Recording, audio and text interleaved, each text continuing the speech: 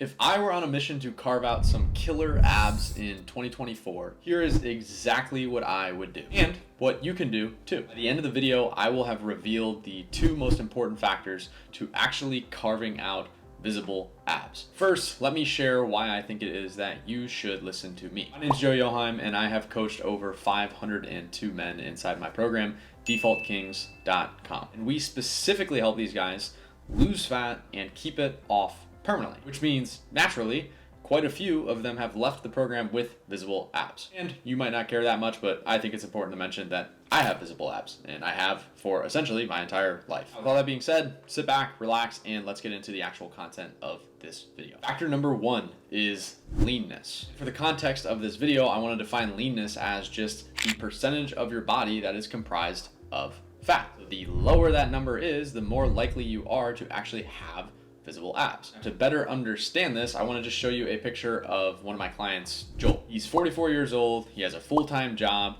He has multiple children. He's married. He's a busy guy. Joel was able to go from that picture that you just saw to this, where he actually is seeing his abs again. And to do this, he actually had to get leaner. He had to reduce the percentage of his body that was comprised of fat. Now, the easiest way to set yourself up to actually lose fat, decrease your body fat percentage, and improve your leanness, this first factor, is by getting into a calorie deficit. It's technically not required for you to be in a calorie deficit to lose fat, but your most advantageous state for losing fat is when you are in a calorie deficit, defined as burning more calories than your body needs. And to do this, there's really only two factors that go into it. You can burn more calories by moving more, or you can consume less calories by eating less. I know fitness gurus on the internet today like to simplify it down to just basic thermodynamics, but that's the reality.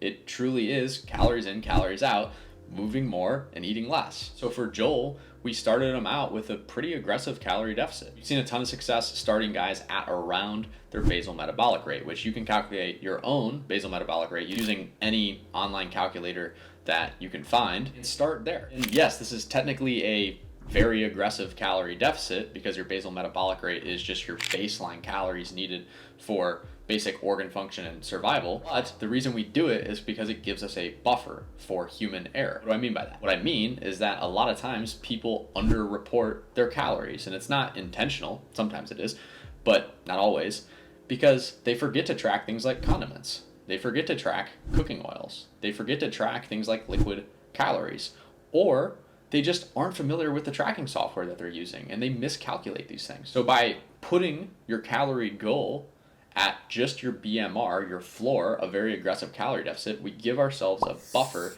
that ensures we actually get into a calorie deficit with our nutrition. While I do think that nutrition and how much you're consuming is the easiest way to get into a deficit, it's not a bad idea to also, again, increase those activity levels. It's only going to give you a bigger deficit and give you a bigger buffer to ensure that we're increasing our leanness. We are burning fat and decreasing the percentage of our body that is comprised of adipose tissue. So that's how at 44 years old with a full-time job, wife, multiple children, Joel was able to still achieve factor number one, which is leanness. Now, factor number two to actually achieving visible abs is going to be muscle mass. So if you want to make your abs more visible, even at a higher body fat percentage, you have to actually increase the size of the muscle mass in your abdominals. This is why you see guys like professional powerlifters or things like that still have abs even though they're not that lean. Most people need to be around 15% body fat to actually have visible abs. But if you have a ton of muscle mass in your abdominal section, you might be able to get away with seeing your abs somewhere in the 15 to 20% range. It's not uncommon for these guys who have a ton of size. Even I'm guilty of saying before that you don't have to directly train your core to get abdominal growth. And while there is some validity to this, doing things like squats, deadlifts, and even bench press and overhead press, movements where you're really bracing your core, you are going to see some abdominal muscle development. If your goal is aesthetics and looking better and building muscle mass in the abdominal section, it's still worth doing some direct core work. And that's exactly what Joel did. So what I'm going to do now is clip in some footage of me training some specific movements that are tailored to growing the 3 or 4, depending on how you want to look at it, main muscle groups in your abdominal section. The first thing we're going to be working is the rectus abdominis, and this is your general abs, right? This is right straight down the middle. You got to think of any sort of typical ab movement of a crunching forward or side bending. This is all going to be working the rectus abdominis. Now, if you're in a gym, my favorite way to hit this is with a weighted decline sit-up, which I'll have the editor put that on the screen right here in front of you. Now, chances are you might not have a gym, right? We're on a retreat right now, for example, right? You can go ahead and pan it around. We're at a retreat right now, right? So we don't have a gym. So how are we going to do this if we don't actually have the equipment to be able to do something like a weighted or a decline sit-up or some sort of sit-up machine? What we can do to replicate that crunch motion is a simple body weight V-up. So my buddy Blaine here is going to go ahead and demonstrate that. So go ahead and get down on your back. Right? And it's going to be straight legs, arms over your head, straight back, and V-up. Literally create a V. Bring them together and make sure you bring your shoulders off the ground. So watch real quick. Go ahead and slow it down for me, Blaine. Go ahead and get to the top. Pause right here. His shoulders are off the ground. One mistake a lot of people make is they drop their shoulders. Go ahead, drop your shoulders all the way to the ground. And they call that the V-up. You're missing a ton of the end range of motion in the rectus abdominis if you stop here. So make sure when you meet your legs and your arms at the top, you actually come all the way up and crunch. Finish that rep out, Blaine, to actually get the full effect of this V-up crunch in a body weight setting. Now we're going to be working the actual transverse abdominis, and the way that you want to think about this muscle group in your core is it's the stabilizer for your spine and your core. It's really what's going to keep you healthy, in my opinion. It keeps everything in place. Now, one very common misconception is that if you're training heavy squats, heavy overhead presses, and heavy bench press, and heavy deadlifts, that you're going to get enough transverse abdominis work. And it's true, you're going to be working it, you're going to be bracing your core. If your goal is to actually have visible abs, you need to hit it directly outside of just indirectly bracing your core on big compound movements. I'm not saying they're bad, just don't overlook actually hitting it directly. So think about bracing here. One of the simplest ways to do this is with any sort of plank variation. So if Blaine goes ahead down and gets on his forearms and does just a standard plank, we're working the transverse abdominis here. He's bracing his core. Right? It's a very simple way to do it. If we want to progress this movement, we want to make it more difficult and progressively overload with time, what we can do is we could start to stack plates on here or any sort of weight that's going to increase the resistance, pushing him down, forcing him to brace even more. Right? It's a very simple way to do it. Now, the other variation, you're good, Blaine. You're good, brother. The other variation that we want to do, in my opinion, to work the transverse abdominis to make sure you're not overlooking anything or creating imbalances is some sort of suitcase carry. Okay, so we're going to demo it because, again, right now, it's a perfect example. We're at a retreat where we don't have access to a gym. It doesn't mean that we can't work it. We have to get resourceful. If you look around here, what do you notice along the outskirts of this place? There's a bunch of cinder blocks hanging out around the wall. Okay? Use it as a dumbbell or a kettlebell. Right? It's some sort of resistance. It doesn't actually have to be gym equipment. Sometimes you have to get resourceful. So Blaine is just going to demonstrate a simple suitcase carry where he's going to have some sort of weighted object in one hand, and he goes and he simply walks. You want to go ahead and follow us here? So the big thing that you got to focus on while he's doing this is he's staying upright. Notice he's not leaning to the side of the weight. He's keeping his core braced and he's staying upright. One mistake that a lot of people make, and I'll have Blaine act like he doesn't know how to do it real quick, is lean to the side like that. There's not much bracing going on here. Now go ahead, brace and stand upright.